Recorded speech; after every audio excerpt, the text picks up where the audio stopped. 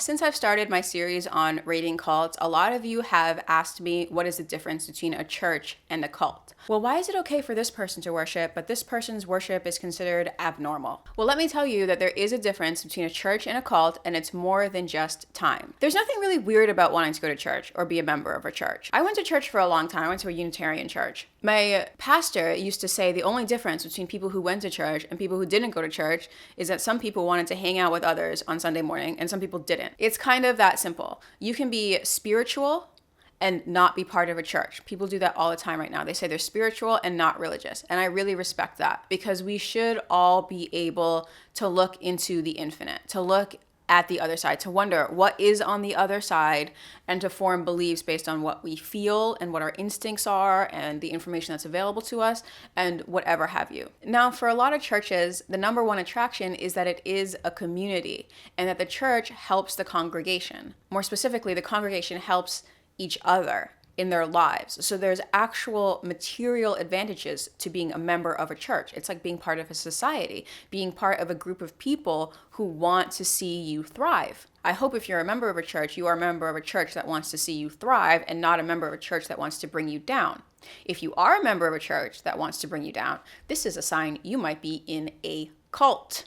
So what is the difference between a church and a cult? There are cults that are not religious. We discussed this with Nexium. These were not religious people. They had a business ideology that got way out of hand and it became a cult. So I don't think we can any longer say that just because something is a religion, that it's also a cult or cult adjacent, because there are cults out there that are not religious at all. A lot of atheists like to unfairly portray religious people as being dumb, and that is just not true. They might not believe their holy book word for word, but they are devout in their own way. Really, having a religion just means that you believe in some sort of superhuman controlling power. Now, that could be the Tao, that can be Jehovah, that could be Allah, that could be anybody. That's all that means, is that you believe that there is a driving force. Like there are laws of the universe. If you bought into the whole secret thing that Oprah was pushing a little while ago, you believe in a religion. That is a religious belief. And I'm not going to judge you for that. If you believe that, then it probably helped your life. Just like people who believe that Christ is out there looking out for them can really benefit from that belief, because they believe somebody loves them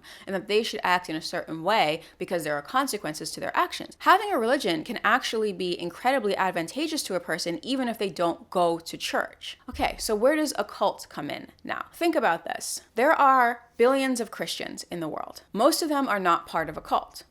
However, the Christians under David Koresh in Waco were in a cult. They were in a Christian cult. Now, most of Christianity would consider them heretics. But you know what? During the Protestant Reformation, most of the Catholic Church thought that all Protestants were heretics. So what does this word heretic even mean? It's one of those really loaded terms that can kind of be applied to anybody. I've heard it applied to like Reform Jews, like these people are heretics. Like really, they're heretics? That having been said, the followers of David Koresh were obviously in a cult. They all died in flames. So what is the difference between a Christian follower of David Koresh and a Christian in a church that's not a cult? Well, here are some of the signs. A charismatic leader. That's one of the cult rankings. Now, a lot of religions have leaders, quote unquote. Catholic Church has the Pope. Christians in general had Jesus Christ. Honestly, I don't think it matters if Jesus was a real person. As long as the teachings got through, that's fine. There was obviously Muhammad for the Muslims. There was Siddhartha Gautama for the Buddhists, the original Buddha, the OG Buddha. So a lot of religions did start with these charismatic leaders. Now, a lot of churches have charismatic leaders. A lot of these, what they call new religious movements, have charismatic leaders, but they're not all cults. Now, what is the difference between, let's say, a church that has a charismatic leader and a cult that has a charismatic leader? Basically, the cult that has a charismatic leader, he's sleeping with everybody's wives. It's not really exactly that simple, but humans are that flawed. And a lot of these guys just decide, you know what? God said I should sleep with everybody's wives and everybody's daughters too. Whatever. Over the past 100 years or so, we've had a lot of these new religious movements coming out. Some of them are cults, some of them are not. Rastafarians, for example, that's a new religious movement that had a leader kind of in Bob Marley, in Haile Selassie, but they're not a cult because those leaders weren't corrupt. They weren't leading their followers astray. They genuinely believed these things. Selassie was not the head of the Rastafarian religion, but they did believe that he was a prophet or the Messiah, depending on which sect of Rastafarianism you're talking about. But that is actually a religion, and it's not a cult. Even though it's new, it's unorthodox, and it did have a leader, it still is not a cult. The other thing about the charismatic leader that you have to watch out for is he or she ever wrong. A leader who is never wrong, that's not a pastor, that's a cult leader. Pastors are human. Pastors are fallible. A religious leader is just like everybody else. They're trying to find the way to the truth. And if they say they know the whole truth, red flag. Total red flag. This is where the heresy comes in, because none of us know the whole truth. Even Stephen Hawking didn't know the whole truth. Neil deGrasse Tyson doesn't know the whole truth. Nobody knows the whole truth. So if this cult leader says that he or she knows everything, more so than it was written, then that's a major red flag that you're in a cult and not a church. Other telltale signs of a cult: shady finances. Where is the money going? If you're a member of a reputable church, you know that the administrators tell you where all the money goes. They tell you where all the funds are going. If you're in a cult, you don't have access to that kind of information. And that money is going to enrich a certain person who is maybe acting beyond the limits of how they're supposed to be acting. Life needs money because life needs comforts. Life needs good food. Life needs good clothes, good houses.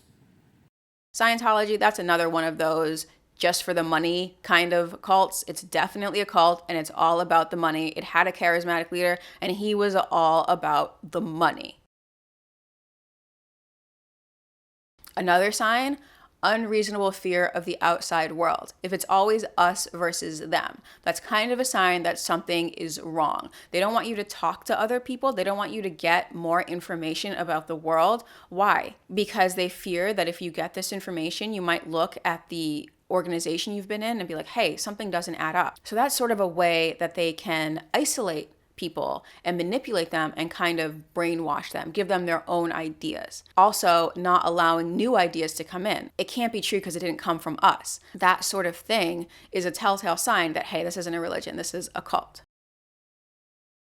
Another sign that it's not a church, it's a cult, is that if people leave, they're evil. Can't talk to them anymore. They must be evil, because why would they possibly leave? We talked about this in the Nexium review recently, that when people started to leave, other members of the organization started trash talking them and saying that there was something wrong with them. One obvious sign, very obvious sign, is that people who have left say, hey, I was in a cult. This seems pretty straightforward. And in this day and age, if you're thinking about joining an organization, just Google them.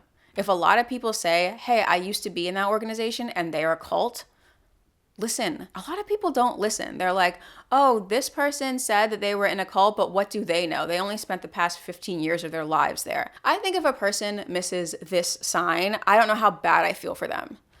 I know that is a terrible thing to say, but come on. Former members told you it was a cult. Listen.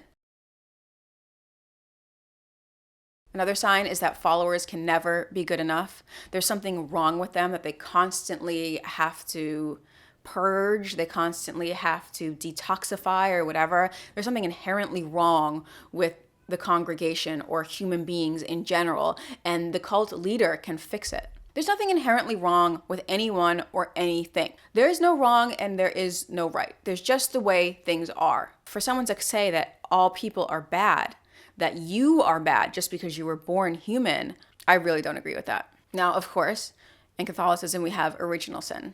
In Christianity, we have original sin. And I don't agree with that either. Like, that was just a way to manipulate people, to say that there's something wrong with you, therefore you have to keep tithing, you have to keep giving us money. So we'll pray for you, we'll pray for your soul, because if you don't have us praying for you, you're going to hell. Original sin. I'm not saying that humans are perfect, but we're animals. Are you going to look at a dog and say, oh, this dog is inherently evil, it was born evil? No, it was born a dog. It was born. Its only crime was being born. Anyway. The number one sign, if something is a cult and not a church, is how strictly they follow their own laws. Does the leader have to follow the laws? They say, I have the most loyal people. Did you ever see that? Where I could stand in the middle of Fifth Avenue and shoot somebody and I wouldn't lose any voters, okay? It's like incredible. If the leader does not have to follow the laws, this is a cult. Most churches have bylaws, so you can see what is expected behavior of all of the members, even the leader. Here are some other obvious signs, mostly for girls, but this can apply to guys as well. Does the leader sleep around? Is the leader trying to sleep with you? What I'm trying to say, ladies, is never wind up in anyone's harem. If you wake up one day and you look around and you are in a harem, you have made some bad decisions. If you have a sister-wife situation, I understand that too. I know all over the world there are polygamous societies, so I'm not going to make this blanket statement that everybody in a harem is messing up. But if you're in the United States and you're in a harem, you got to really reflect on your choices. That's all I'm going to say. You're better than that, ladies. You are better than that. And fellas, never let anyone sleep with your wife. What are you talking about? I mean, it was a terrible, strange act of God. He did an astonishing thing that I was astonished, and so was Michael. Michael had made no mention of sleeping with his son's wife. I was just laying awake and I was thinking about coming over here. And I said to Father, when I go over there, if Michael invites me in, I will ask for the consummation tonight. So was it just a single occasion, this literal physical consummation? No, it wasn't. But you consummated more than once? Yes. Yes. Why is it necessary to consummate more than once? I'm sorry, fellas. I know a lot of you are more open-minded than me, and I respect that. But in this particular situation, when we're talking about a charismatic leader, we're talking about the leader of an organization, do not let that person sleep with your wife no matter how much they ask you to. That is a red flag. So what can you do if you are stuck in a cult? This is a tough one. Please do not get sucked into a cult. If you are in a cult, depending on how deep you're in, there are different ways to get out of it. If it's an online cult, delete your accounts. Full stop, period. Just delete your accounts or take a step away. You don't owe anybody an explanation. Now, if you're in it and you're plowing fields in a long canvas skirt, I don't know how you're watching me. But if you are watching me and you are physically isolated, you're away from your family and friends, this is a really big problem. Save some bus fare and find out where the nearest bus stop is. Once you get out into the world, you're going to have to learn a skill. You're going to have to learn how to read and write, and you're going to have to become computer literate because that's what it takes to get any job right now. This is really sad, especially of people who were raised in cults, whose parents brought them in. So they weren't educated properly, and they sort of come out at 20, 30 years old, and they're like, what is this world? What is this screen? What am I supposed to do with this? Like, that's a computer. The world is moving along very quickly, and you please have to catch up. That's another technique that cults use to keep you in, is to keep you dumb and to keep you unable to survive on your own in the outside world. So you have no option but to be part of this cult. Anyone who wants to keep you dumb is not your friend. And then if you're just leaving a cult, I'm really sorry that that happened to you. Please know that not everybody is like that. Not everybody is trying to manipulate you. Only like 30% of people are trying to manipulate you. So best of luck to you in your spiritual journey. Subscribe.